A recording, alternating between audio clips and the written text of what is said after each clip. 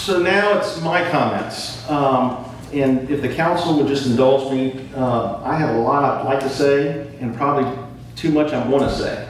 But I want to begin with thanking members of council who selected me as the interim mayor. I personally want to thank you for the trust and confidence you have in me. To Councilman T. Walt and Councilwoman Thompson, although you did not vote for me, I harbor zero bitterness towards you, and I look forward over the next several months to earning your trust and confidence.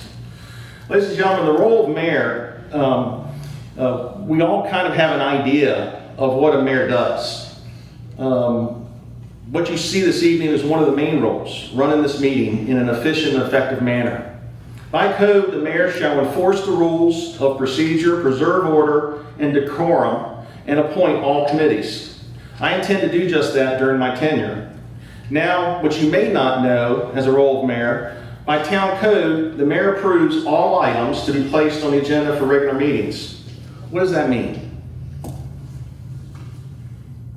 That means the mayor, at the sole discretion of the mayor, I determine if an issue is to come before council. That is, unless council unanimously votes to add an item on the agenda, which rarely happens.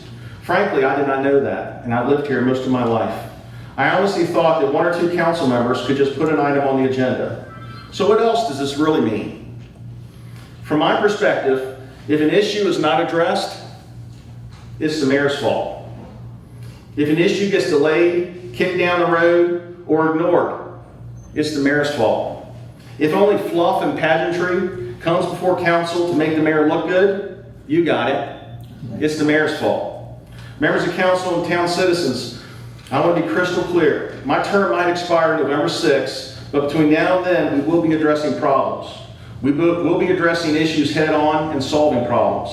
I know my fellow members on council are eager, willing, and desiring to do just that. As for this body, we will be giving clear and unambiguous direction to staff to execute our vision of this community. We will not be kicking the can down the road.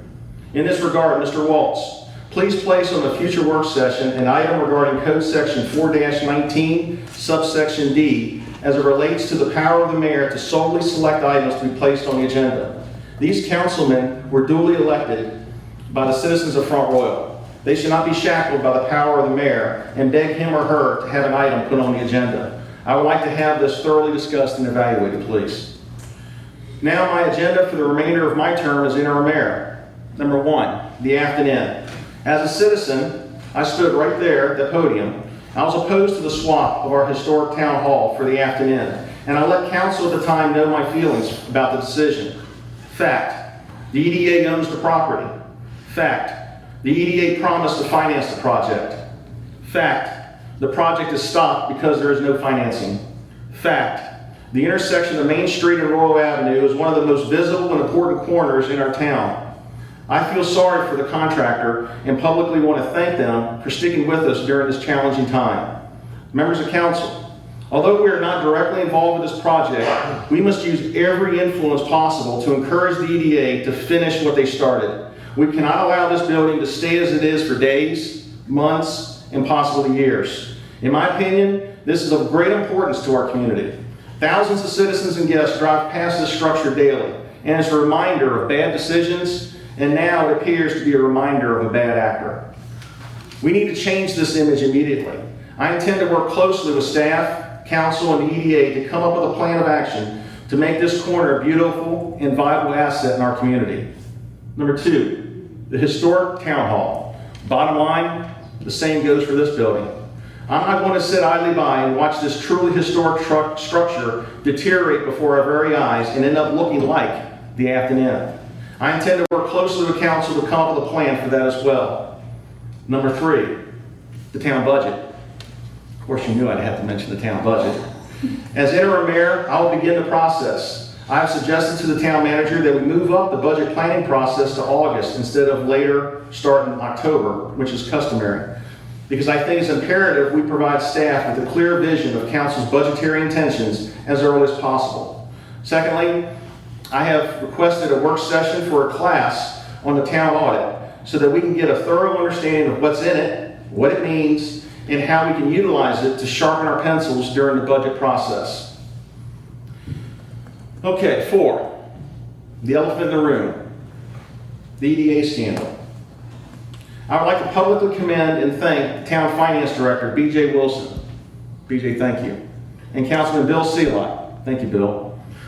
For identifying irregularities in town finances as related to the EDA. I would also like to thank members of council. Thank you, sincerely, for your desire to stand up for the town citizens and allow the town attorney to seek more information via a FOIA request to the EDA to garner just how much money is owed to our citizens. Regrettably, your requests have been consistently rebuffed. Sadly, months have passed and this council has not been allowed to take any actions on this matter. It is my opinion, and I believe it is your opinion, the town citizens are owed a lot of money. It's time to get our money back. You will see on your agenda tonight an executive session as it relates to the EDA matter. Some in this community may think we should never go into executive session. I respectfully disagree. State code specifically allows for reasons by which elected bodies may go into executive session, and the discussion of legal matters is one such reason, and a good reason. Our job is to protect the interests of this community. Look, have any of you ever been involved in a legal dispute and gone to court? Did you invite opposing counsel into your discussions with your attorney? Did you lay out your plan as to how you're going to win in front of opposing counsel? Of course you didn't, and I'm not either. We need to be able to do our job and consider all legal tools available to us and have those discussions in private so that nothing gets disclosed in advance of a possible legal action. After our private discussions in executive session, we come out. A motion may or may not take place. If a motion is made, there is debate and discussion on the matter, and ultimately some kind of vote, all of which is in public. I would encourage the press to stick around tonight to see if there's any action taken after our executive session. In closing, right now, in my opinion, my greatest responsibility to this community is to do my part, what little part there is, to heal the wounds created by the EDA scandal and do everything humanly possible to once again unify this community. This community is reeling from the scandal facing the EDA and the alleged embezzlement and fraud perpetrated by Jennifer McDonald and the perceived lack, and I reiterate, the perceived lack of financial oversight by the EDA, the Board of Supervisors, and the County Administrator. Friday, a gentleman with a first name of Colin, I didn't want to list his last name because I didn't want to embarrass him, was one person who shared something profound with a group of people. He said, quote, "How would we heal a relationship with another person?" End quote. He's right. Our government institutions need to heal the relationship with our citizens. The first step, in my opinion, is for our government institutions to accept responsibility for the lack of proper oversight. The town government has not funded the EDA in nearly 10 years. However, in the past, the town government has utilized the EDA financing and bonding abilities. I believe our town government was duped, just like the EDA and Board of Supervisors. It appears from press articles that our staff and council was lied to on multiple occasions. Yes, thanks to Mr. Seelock and Mr. Wilson, we realized we were duped sooner than perhaps others, but nonetheless, it appears we got duped. Mr. Waltz, I'm going to request council approve for the next town and county liaison agenda a discussion item regarding dissolution of the EDA. We need to have a serious and tough conversation about this. We need to get back to basics in this community and refocus our attention on what the true roles of government truly are. Perhaps it's time for our government to consider bringing the marketing functions of the EDA in-house to whatever degree we should and can. Second, to move through the reconciliation process with our citizens, government institutions need to apologize and ask forgiveness for our failings, which means that our institutions must first identify our failings. Mr. Waltz, I'm going to request council approve for the next town and county liaison agenda the appointment of a citizen commission to evaluate the EDA, the Board of Supervisors, and the town council to determine what went wrong and what went right. And third, it's my opinion the unbiased report of a citizen commission will help all of us learn from our mistakes and put proper safeguards in place so that this never happens to our community again.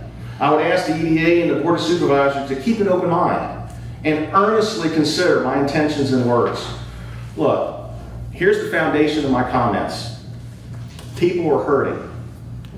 The hurt is real. My friend, a public servant of 37 years, took his life 2 weeks ago. I'm hurting. His friends and family are hurting. People are angry. I'm angry too. We have a right to be angry. We have a right to be heard. We, all government institutions, need to listen. We need to learn so that the mistakes by a few do not ever get repeated. The citizens' trust in our government institutions is shattered. It's going to take time to restore this trust and rebuild the unity of our great community. It's going to take time to obtain justice. It's going to take time to change the image of this community. This I know. These good members sitting up here this evening and the town staff that's in this room are good people. No, they're great public servants. I promise you, we will work tirelessly to restore our image and lift this community out of the darkness it's currently in. I refuse to let the EDA scandal define this community. I personally refuse. Segregation battles of the past did not define our community. The unsolved death of local police officer did not define our community. The shutting down of Avtex, creating one of the largest Superfund sites in our nation, and double-digit unemployment did not define our community. And now, possibly the largest embezzlement scandal in the history of the Commonwealth of Virginia. Friends, this will not define our community. Let me share with you what I believe defines our community. Love and service to others. Yes, love and service defines our community. In the last 72 hours alone, I attended a wonderful citizen meeting sponsored by Beth Waller. A couple people in this room were there. There was no agenda other than citizens getting together to figure out how to be light in the darkness. Saturday morning, I had the privilege of attending, going to the new police department, and I saw the smile on the faces, the pride on the faces of our men and women in blue as they shared their workspace with over 450 citizens from our community. What a wonderful experience. Saturday afternoon, I had the privilege of listening to the Skyline Chimers, a group of men and women, boys and girls, who with the help of countless volunteers shared their love of music with us. This music therapy group was founded by Gary Gillespie's wife, Allison, who's here tonight. You have a beautiful voice. I enjoyed it. And to top off my last 72 hours, I got home and I read this wonderful story in the Northern Virginia Daily about this little boy, Orion. Okay? And a second grade teacher. I didn't bring this up before because I didn't want to embarrass either one of them. Okay? This second grade teacher took it upon herself to make Ryan a hero for a day. You can't make this stuff up. As God Himself had given me a roadmap as to how to do my part in healing this community, what little part that might be, it was right before my eyes. The last 72 hours showed me the love, commitment, selfless sacrifice, and service of the people of this great community. We have hundreds of Rita Warners. We have hundreds of Allison Gillespies in our community. Hundreds who follow the guidance of 1 Peter 4, 8 through 11. Above all, love each other deeply, because love covers over a multitude of sins. Offer hospitality to one another without grumbling.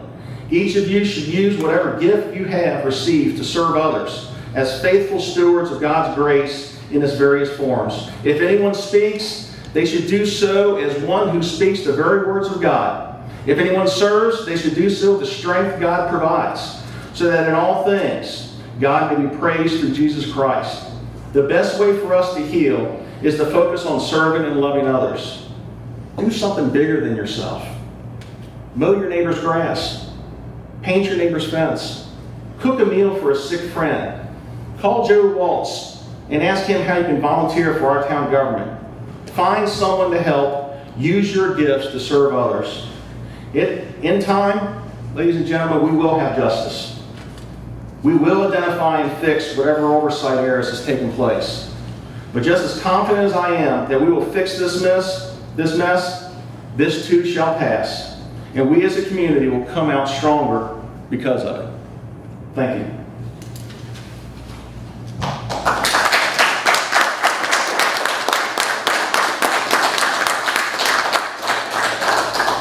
And finally, in conclusion, my next report won't be so long. All right, thank you. Thank you for indulging me. I need to get that off my chest.